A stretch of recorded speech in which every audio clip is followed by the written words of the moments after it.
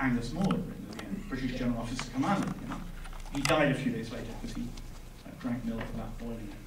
That's what happened in very local countries maybe. But anyway, there you go. Now 1920, an insurgency breaks out against British rule in Iraq. They didn't want those pesky Britons there. What were we doing in Iraq? Well, we were rather keen on the oil. Oil. We don't mention oil. Nobody's mentioned oil, as far as I know, except I missed a couple of sessions this afternoon. Nobody's mentioned oil. Of course, the Iraq War has always been about oil. If the gross national product of Iraq was asparagus or potatoes, do you really think the 1st Armoured Division would have gone to Baghdad? No, it wouldn't, would it? Anyway, let's go back to 1920, because it's the same old story. An insurgency breaks out against British rule. I've been through all the British documents in London, and quite a few Iraqi documents too. What happens? We besiege a town called Fallujah, because the insurgents have killed a British officer outside Baghdad. And we shell Fallujah to bits with our heavy artillery. 1917, we invade. 1920, we destroy Fallujah. Familiar name, it gets more familiar. We then surrounded the holy city of Najaf in 1920 and demanded the surrender of a Shiite Muslim cleric. His name was Badr, and we got Badr. We never got Sadr, but anyway, that was later. Then I discovered a telegram, which I've actually seen, from British military intelligence in Baghdad in 1920, telling the War Department in London that terrorists were crossing the border from Syria. Faintly familiar, I see you laughing. Yeah, it gets better. Lloyd George, British Prime Minister in 1920, then stands up in the House of Commons and says, if British troops leave Iraq now, there will be, gentlemen? A bloodbath. Chaos and civil war, actually, but it's the same thing, yeah. So there you go. But apparently, nobody read this stuff before we arrived in 2003. You know, we had no idea that, hang on a second, there's a pattern here. Maybe they won't want us. And I mean, if you look at it, we're always going to these countries and offering them, you know, packages of human rights from our supermarket shelves, and so on. And I rather think the poor old Arabs would rather like some of our democracy and human rights. Although when I go and ask them what they want, they always say they want justice. And I looked up, because I don't use the Google, I looked up in my own paper files the last time, I spent hours and hours, what was the last time anyone, either Bush or Blair, used the word justice about Iraq? And the last reference was the name of an airstrike on a town in western Iraq called Operation Infinite Justice, which was not quite the justice which the Arabs probably had in mind. And so we have this constant, you know, double-headed arrow, one part of which we acknowledge we love to give them lots and lots of you know, democracy, and the other part of which, the search for justice, we couldn't deal with, because that means we have to deal with everything from Palestine all the way to Kashmir. I'm not going to deal with Kashmir, which is one of the reasons why the Pakistanis continue to support the Taliban, and they've gone into the Americans. The Americans are dying in Afghanistan partly because of Kashmir. So that's another bit of the historical narrative. Same time period, 47, 48, it's been cut out. And you know, very often it's just the people you talk to in the street who come up with the real story. It was a baker who sold bottled water to me in Baghdad. You don't drink the water out of the tap, not unless you want to join, you know, General Angus Moore in this too. And he said to me one day, Mr. Robert, can you tell me, why are you, he didn't mean me personally, but why are you the Western military? Why are you in Afghanistan? Why are you in Iraq? Why are you in Tajikistan? French have an airbase at Dushanbe to fly close air support to the British in Helmand province of Afghanistan. Why are you in Turkey?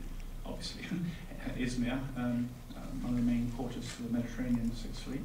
Why are you, he said, why are you in Egypt, where they're now building M1A1 Abrams tanks? Why are you in Jordan? Why are you in Kuwait? Why are you in Bahrain, headquarters for the US fleet in the Gulf? Why are you in Qatar, largest American air base in the Middle East? Why are you in Saudi Arabia? Why are you in Oman, etc., etc. And I thought, good point. When was the last time I saw a journalist ask this question? What are we doing there? We're building these fortresses right across the Middle East. In fact, they actually start in the Arctic. And then US bases in Britain, US bases in Germany, US bases now in Bosnia, Camp Bondsteel, and then of course in Greece, and that joins up with Turkey, and on you go. From the Arctic wastes to the equator, we now are building a wall. You can call them lily pads, as Don Rumsfeld did, whatever you like. What's behind that wall? Well, what's beyond it? I mean, Russia, China, Pakistan, maybe, that we might be getting a bit further forward. I discovered in Pakistan 2 weeks ago that the drones, the American drones which are attacking the frontier areas against the Taliban are being flown not from Afghanistan, as we believed. They're being flown from a Pakistani airbase called Terbale, which is about 40 miles south of Rawalpindi. In other words, the Americans are guiding the drones which attack Pakistan from Pakistan. The Taliban believed that they were being guided by an American military unit on the upper floor of the Marriott Hotel in Islamabad. They weren't, but they thought so. That's why they bombed the Marriott Hotel twice in Islamabad. So maybe the wall is a little bit further away. Maybe it's the wall between Pakistan and India. And so we go on, and so we go on, and we never ask what it's for. You know, I mean, my own view, which I've said many times in the paper, is that we have no business being in these countries with our armies. You always go there with our tanks and our Apache helicopters and our swords and our horses and so on. I think we should give the Muslim world all the teachers, educators, you call them here, all the scientists, all the bridge builders they may wish, and tourists too. But don't send more soldiers.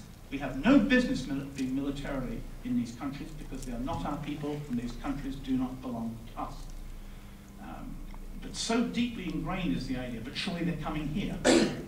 If we don't fight them there, they'll come here. I mean, I think a normal coast of England, Dover immigration officer would probably spot a Taliban with a big black turban arriving off the train from Paris. But the point is, we've now got an idea in Europe, boosted by our own journalists, that the Muslims threaten us, you see. I was taking part in a debate in the north part of Dublin, Ireland, some months ago, and Vincent Brown, a very good Irish journalist, old colleague of mine from my days in Belfast, he was there too. He's turned to me at one point, but surely, Robert, the Muslims are a danger to the Europeans. They are a danger to the West. And I remember saying to him, and he writes for the Irish Times, which is a great paper, even if it did print that ridiculous letter. He said, surely they're a danger to us. And I said, Vincent, do you mean the Syrian army is in Dublin? Do you mean the Egyptian army is in Washington, or the Jordanian army is in Oxford Street in London? No, it is we who are there, not they who are here. And somehow it's a bit like the Madeleine Albright, you know, Israel is surrounded. Israel is under siege. No, it is Palestine, with Palestine in quotation marks, is under siege, not Israel. And so you have this constant drip, drip, drip of propaganda, which we allow, which we don't try to counter. And of course, this produces a strange situation in which, if you actually go to places like Pakistan, which despite all the corruption and years of dictatorship in the past, has a more flourishing press than a lot of European countries. I've said before, and I noticed it again a couple of weeks ago, I'll learn more from the major Pakistan English language daily about the Middle East than I will from the New York Times. Certainly more than I'll learn from the Los Angeles Times, I promise you.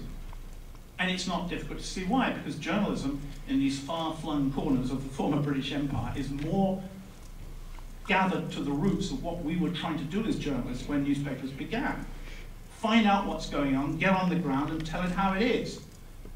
I'm very fortunate in that I have an editor who's not only a friend of mine, but stands up for me in every complaint we get.